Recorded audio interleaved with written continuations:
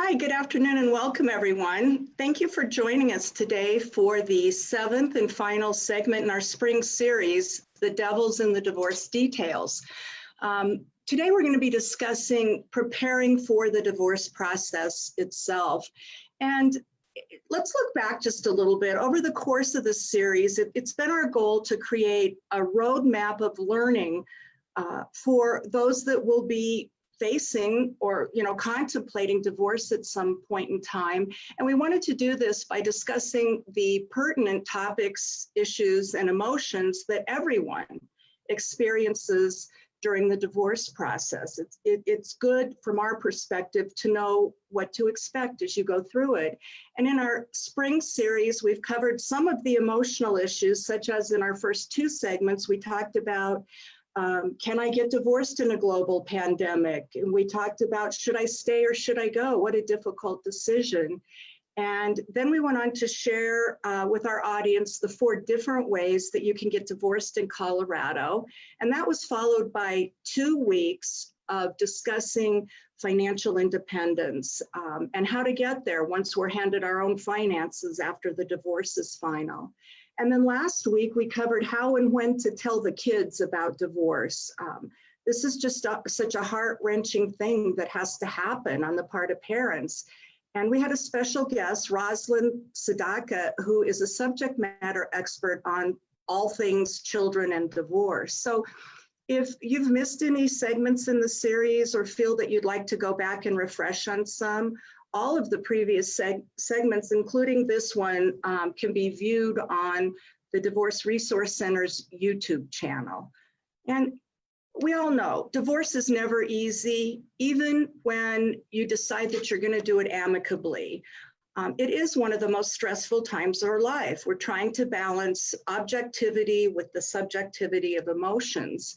And we have found that the more prepared you are for this enormous life-changing event, the more likely it will go well, the less you'll spend on the divorce, and the more likely it'll be finished in a reasonable point in time instead of being a protracted divorce that lasts a year or so. And, it seems like one of the questions that we get quite often is, where do I start in getting ready to get divorced? So let's go ahead and jump in. Suzanne, could you address that for us, please? Yeah, Deb, I want to address just an elephant in the room. People may be seeing a cute little dog on the screen, and that is our technical person hiding behind the scenes, Sarah, helping us out with our production today. So thank you, Sarah. But to answer your question, should people get started? I always tell people, and we know this, Deb, mindset, right? Getting divorced has emotional, financial, legal, and psychological components. The more prepared you are to deal with each of these areas of your divorce, the greater chance you'll have of it going smoothly. Your mindset really will dictate your divorce process. Your mindset dictates your approach to the divorce process and your soon-to-be ex.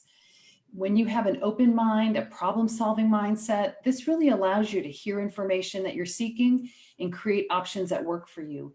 Additionally, it really does end up saving you money and gaining you peace of mind, as opposed to a closed mindset when you feel angry and you're shutting down. And so you really want to just kind of keep yourself calm and keep that open mindset. On our website, you can download the priorities worksheet. This will help you get started in thinking through what's important to you. With your open mindset, you need to start thinking through, what is important to me? What do I want? You can find this priority checklist worksheet on the DRCC website at drcofcolorado.com. And in helping keeping this open mindset, your priorities help keep you focused on what you want when things get tough. It keeps you looking beyond all the conflict and the angry feelings.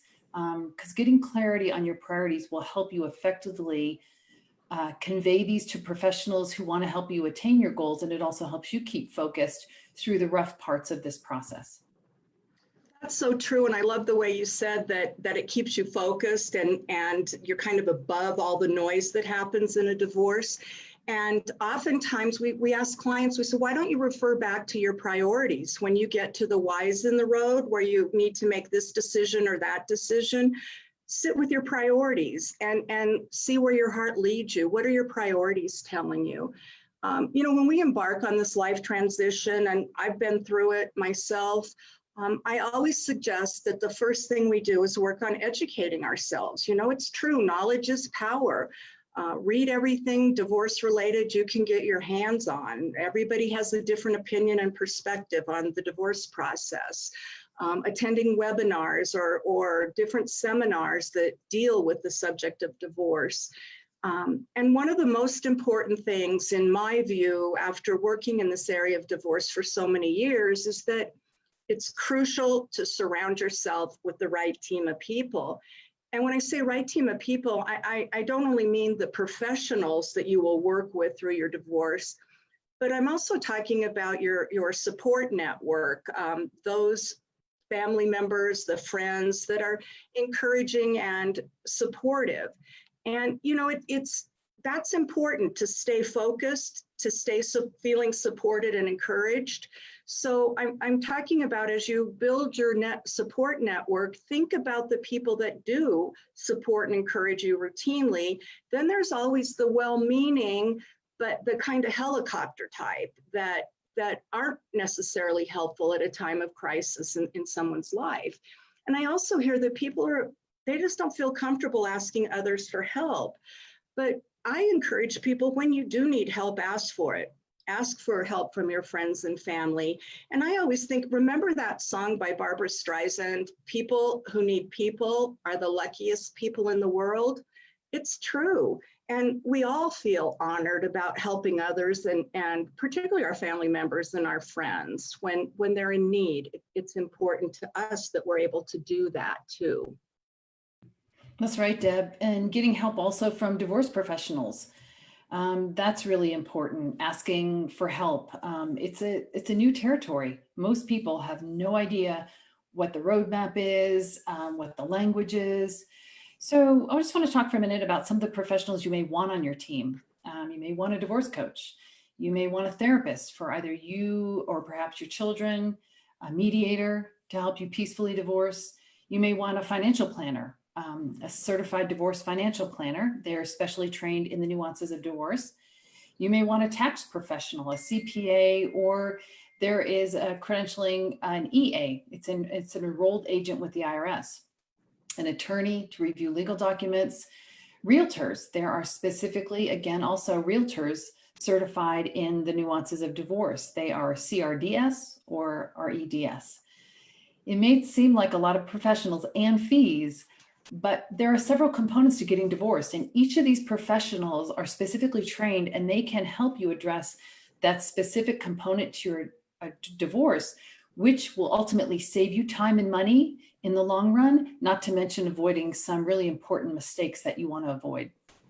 That is so true, because particularly in the area of the real estate and the mortgage, it's been my experience that it seems like somebody talks about divorce and the first call goes to the realtor.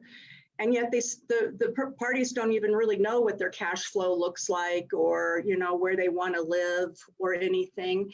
And so realtors do what realtors do. They sell homes, they buy homes for the next home for the parties.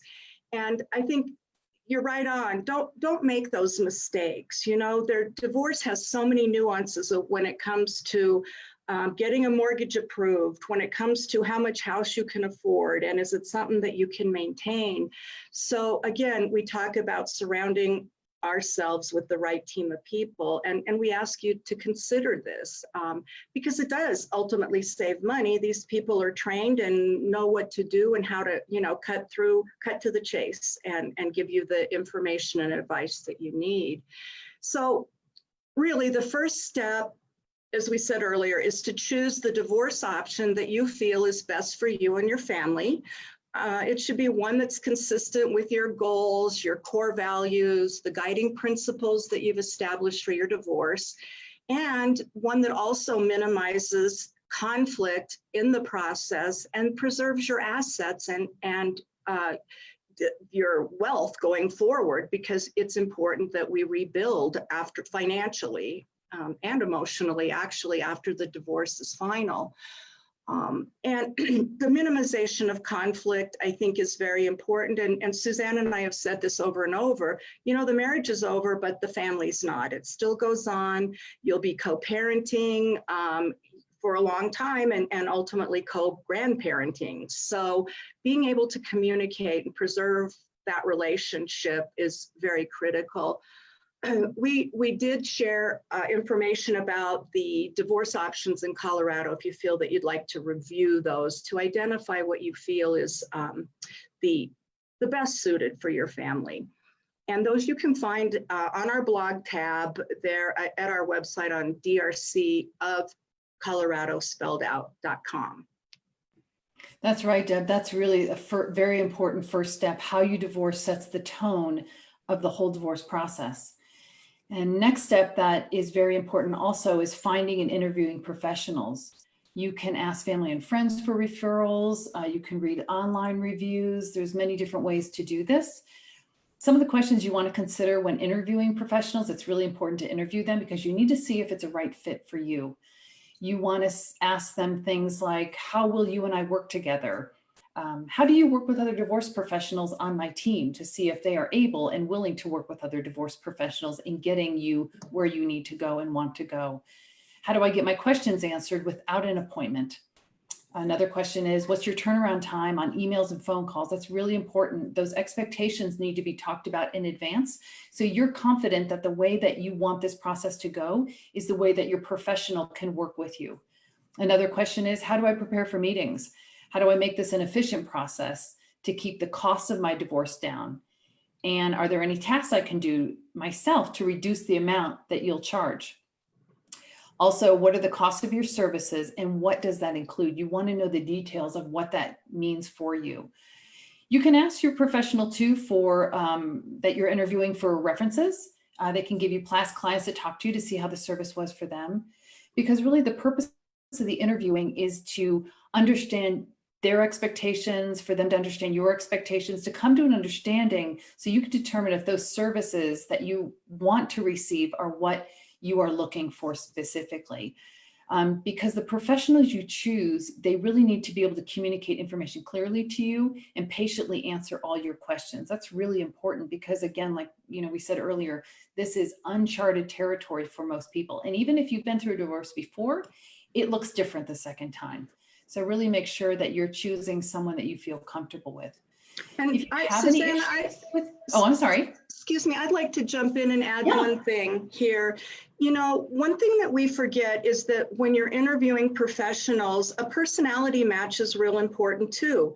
For instance, if your goal is to have an amicable divorce and to be able to create a healthy post-divorce family, you're probably not going to want a bulldog attorney or someone on your team like that.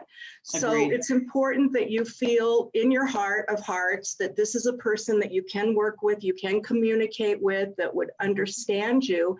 And also remember that you're the boss. You hired them, you paid dearly for all of our expertise, and you have the right to fire one of the professionals that you don't feel is performing to your expectations. So just wanted to insert that. No, that's important. But remember too, if an issue arises, talk to your professional first. If you can't resolve it, like Deb said, you are the boss. You need, these are really important decisions. They impact you long-term.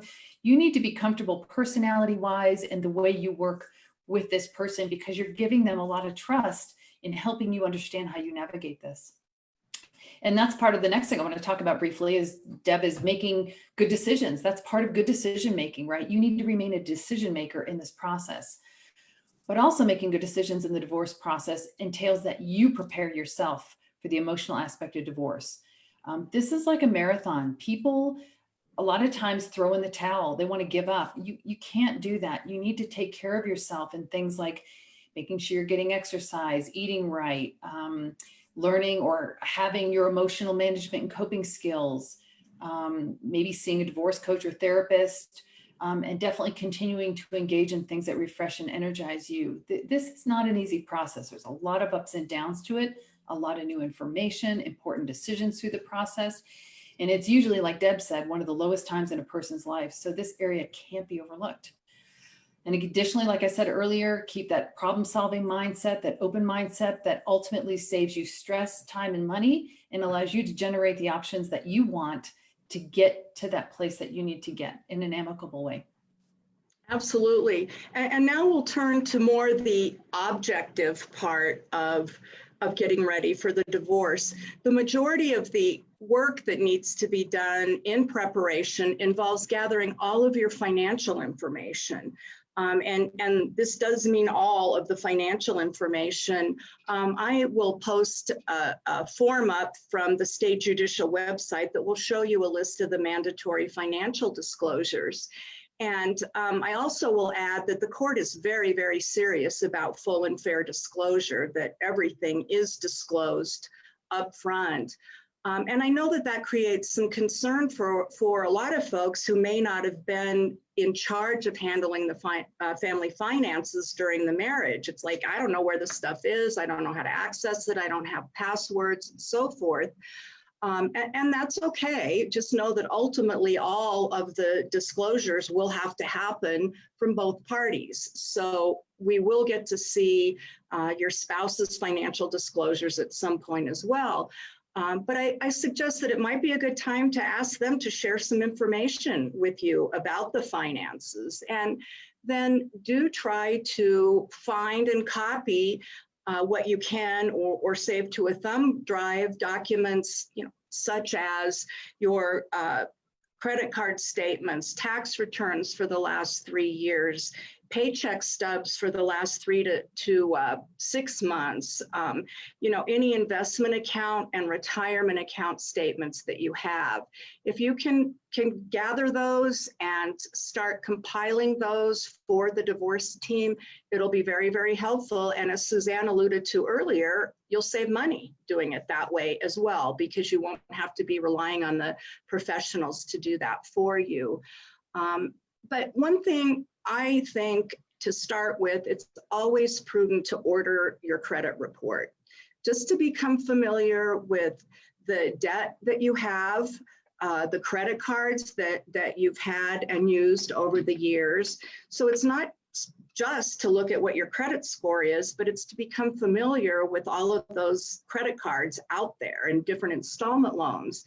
And one of the reasons that I feel very strongly about this is that I had a difficult personal experience in that when I got divorced, I didn't know what I know now, I guess, but I didn't even think about pulling a credit report.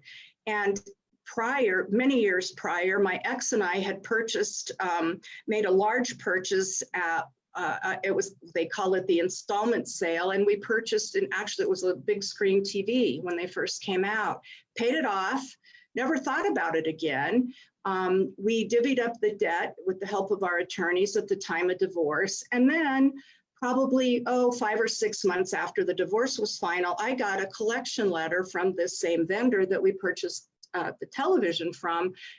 There was a $6,000 charge and they were demanding payment. And I said, we haven't used that in years. Well, he did use it, and he did furnish his home and auto with some great stereo equipment. But the bottom line is, and they reminded me, we don't care about your divorce. We care about the contract that you signed with us. So I paid it. I had to pay it. But that's why I just really encourage you, start to get familiar with what's on your credit report, because that's something you're going to need for the rest of your financial lives. And then you want to, as I mentioned earlier, begin gathering and listing the assets and debts that you guys do have in the marriage. And I've also posted a form to help you list your assets and debts. It's on our website and you can download it too. But one of the reasons that I suggest you do it now is that it also creates a baseline for you, so that as the process starts moving along and disclosures are happening and things, you have a record of what the balances were, the values were at the beginning, and then you're able to watch how they change over time. Most all are probably totally legitimate, but it also helps you spot some, nefarious activity that could be going on. no matter what option you choose, you will be required to submit all of the same disclosures. Those would include the last 3 or 4 years of tax returns, as I mentioned, because your tax returns give us, it's really an x-ray of your financial situation. And that's what is important to us, to have a snapshot of where you are today so that we can begin planning for where you're going to be tomorrow post-divorce. And by the way, I know this does sound overwhelming, and it is kind of, I need to be honest about that, but a certified divorce financial analyst can help you with this. All the time, we're gathering financial information and we're organizing the financial documents either for our use in mediation or for the client's use in litigation or collaboration. So the more you can start putting in a file or organizing right now as you're contemplating divorce, it's a head start for you, the further off you'll be. So Deb, we have a few minutes left. Can we cover a couple of questions that we had from our recent viewers? Are you okay with that? Okay. The first one we got was a woman after 23 years of marriage. Her husband announced that he wanted a divorce. She's 61, and she wants to know if there's anything particular that she needs to be mindful of. Wow, what a powerful question that is. And the answer is a resounding yes. There's lots of things in particular to be aware of. We refer to this as the silver divorce. It's because the baby boomers are graying, and there's kind of been a phenomenon that the boomers who are now in their 60s and 65 and on up are divorcing once the kids are out of the house and so forth. And they're also backed up right to retirement. And, as a financial advisor, it's one thing if you have 15 or 20 years to recover and rebuild assets that have been divided in divorce. But when you're facing retirement in 4 or 5 or 6 years, it's very difficult to rebuild. And so there's a lot of decisions that need to be made based on different circumstances than if you were, 40 getting divorced or 30 getting divorced. So if my suggestion, my feeling is that if you are over 55 really, and you're facing a divorce, it's very important that you engage someone that is familiar with retirement planning, that understands the impact of when you start taking money from your portfolio. It's important to know where you're going to be down the road in your 70s and 80s and so forth. So it's definitely doable. It just, in my view, takes the right skill set on the professional to make sure that you have a future plan that you can rely on going forward. Great. So we have one more question, another divorce related. This woman was stay-at-home mom. She does not qualify for Social Security. They were just planning that her husband was going to retire. What does she do about Social Security? What are some ins and outs of that, and what can she expect or not expect?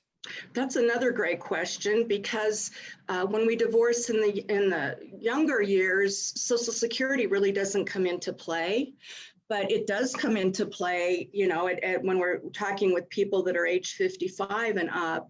And the Social Security laws as they relate to divorce are somewhat complex, and it makes me think that it would make sense for me to write a blog that actually outlines what the provisions of the Social Security statute and divorce, what they say. But just in a nutshell, if let's say that you were the lower wage earner, or maybe in this case, the person that asked the question was a stay-at-home mom who had no income, okay, or had a little bit of income. And so they may not even qualify for Social Security, or the jobs that they did before they came to become a stay-at-home mom didn't generate a lot of eligibility for a Social Security benefit. So if you've been married 10 years, if you are age 62 or older and have been divorced for 2 years, then you are able to take the greater of all of your Social Security benefit or half of your soon-to-be ex-spouse's Social Security benefit.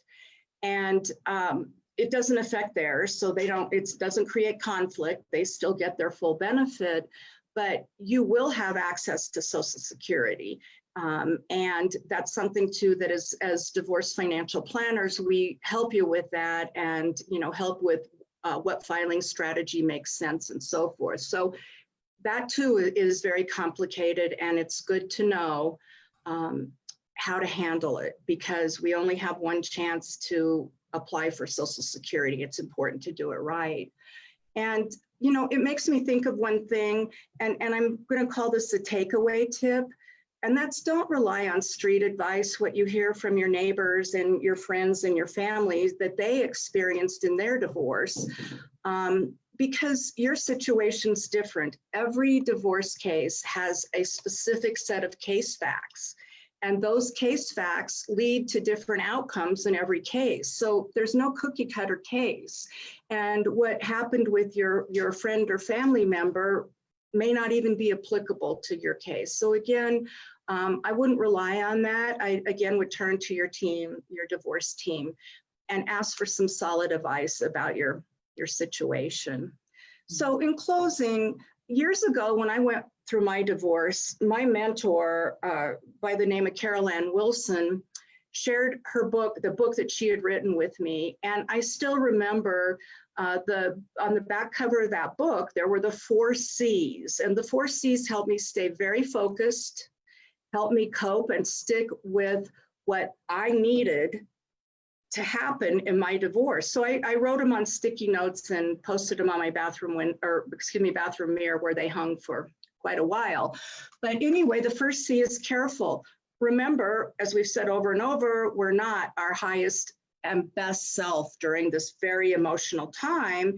And yet we're expected to make decisions regarding our finances and our children that will have a lifelong impact.